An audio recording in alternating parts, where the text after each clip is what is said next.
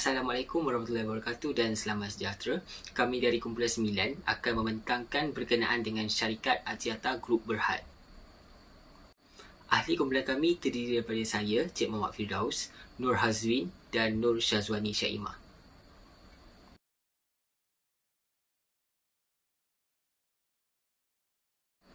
Axiata Group Berhad merupakan kumpulan telekomunikasi yang terkemuka di Asia.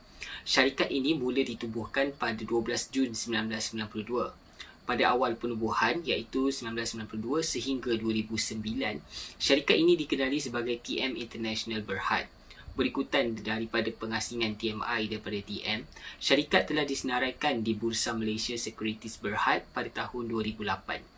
Pada tahun 2009, TMI telah melakukan penjenamaan semula serta melancarkan nama dan logo baru syarikat iaitu Axiata. Objektif utama syarikat iaitu yang memberi fokus utama untuk membuka pasaran baru di Asia dengan beberapa penembusan yang rendah mudah alih di Asia Selatan dan Asia Tenggara. Slogan baru Axiata iaitu menerajui Asia telah dilancarkan yang mencerminkan hala tuju syarikat untuk memfokuskan perkembangan syarikat di dalam Asia. Pasaran syarikat meliputi negara di Asia iaitu Malaysia, Indonesia, Thailand, Cambodia, Myanmar, Bangladesh, Pakistan dan Sri Lanka. Seterusnya saya akan membentangkan tentang pengaturan bersama. MFRS 11 pengaturan bersama membawa definisi pengaturan di mana dua atau lebih pihak mempunyai kawalan bersama. Ciri-ciri pengaturan bersama ialah pihak-pihak terlibat adalah terikat dengan kontrak pengaturan. Selain itu, kontrak pengaturan memberikan dua atau lebih pihak kawalan bersama ke atas pengaturan. Terdapat dua jenis pengaturan bersama iaitu operasi bersama dan juga usaha sama. Piawaian terlibat bagi pengaturan bersama ialah MFRS 11 pengaturan bersama dan juga MFRS 128 pelaburan dalam syarikat bersekutu dan usaha sama. MFRS 11 pengaturan bersama dikeluarkan pada tahun 2011 dan berkuat kuasa untuk tempoh pelaporan bermula 1 Januari 2013.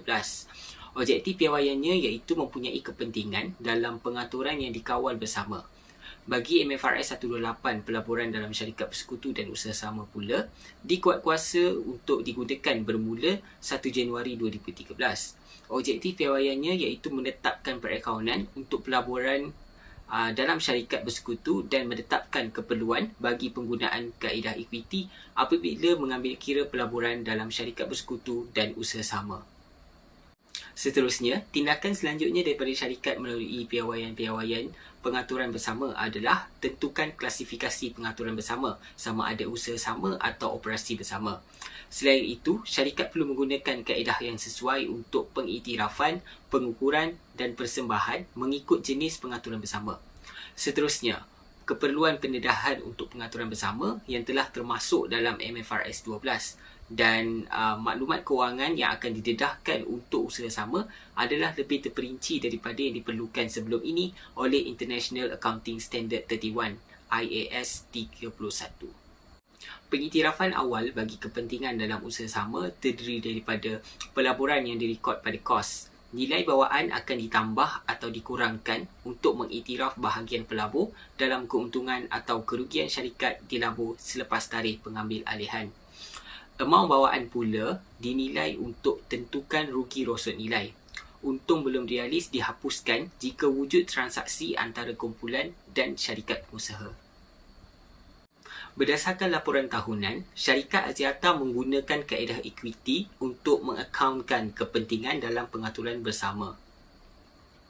Kumpulan Axiata mempunyai hak ke atas aset bersihnya dan keputusan strategik, keuangan dan operasi memerlukan persetujuan daripada kumpulan dan mempunyai satu ataupun lebih pihak yang berkongsi kawalan. Seterusnya, kumpulan Axiata mendedahkan untung atau rugi daripada usaha sama dalam penyata pendapatan. Daripada penyata ini, kumpulan Axiata mengiktiraf nilai aset bersih usaha sama sebagai aset bukan semasa dalam penyata kedudukan keuangan.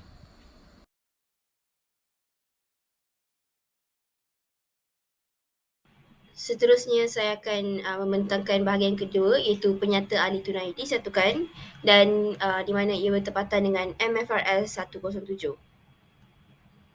Baiklah, tujuan utama penyata ahli tunai disatukan ini adalah untuk menyediakan maklumat berkaitan penerimaan dan pembayaran tunai syarikat dalam tempoh semasa, dan tujuan sekunder adalah untuk menyediakan maklumat tunai syarikat dari aktiviti operasi, pelaburan dan pembiayaan.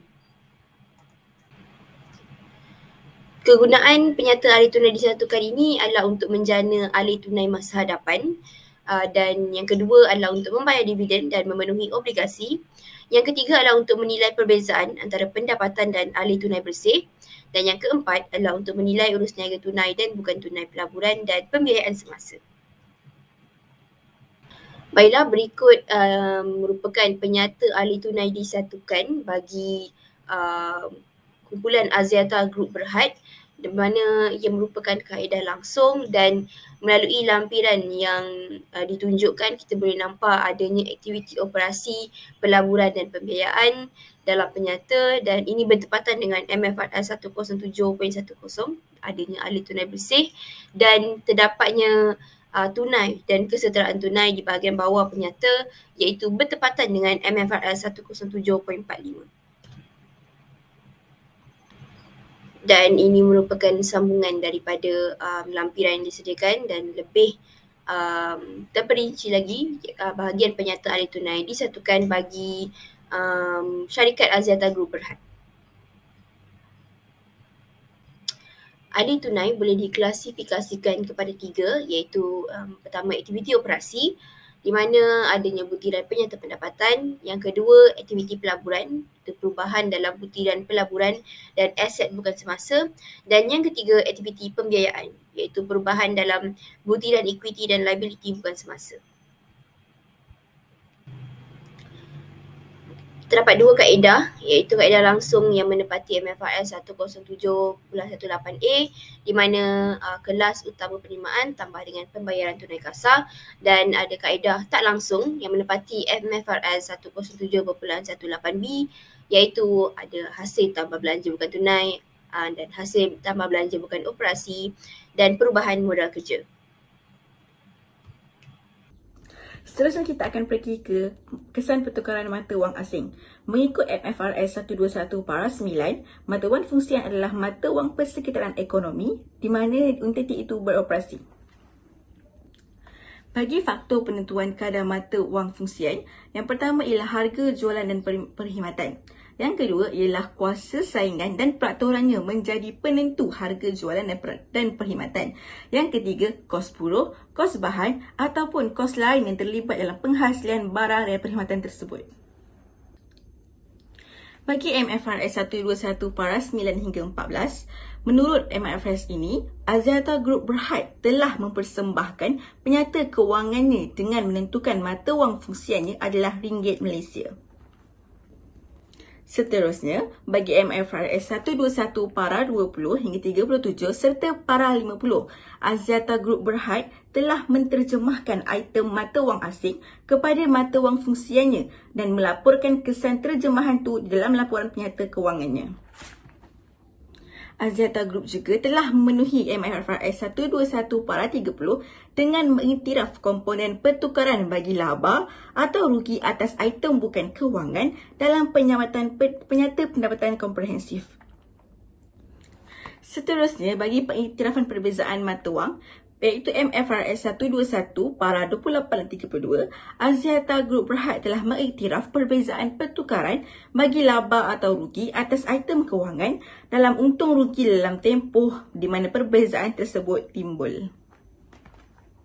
Bagi yang terakhir, MFRS 121 para 45, Axiata Group Berhad telah memenuhi MFRS ini dengan mempersembahkan perbezaan pertukaran sebagai komponen berasingan dalam penyata ikuti. Secara kesimpulannya, Axiata Group Berhad mematuhi garis panduan MFRS yang telah ditetapkan, iaitu kepentingan dalam usaha sama MFRS 11, penyata ahli tunai MFRS 107 dan kesan kadar pertukaran mata wang asing MFRS 121. Jadi sekian sahaja perbentangan dari kumpulan kami. Saya ucapkan terima kasih.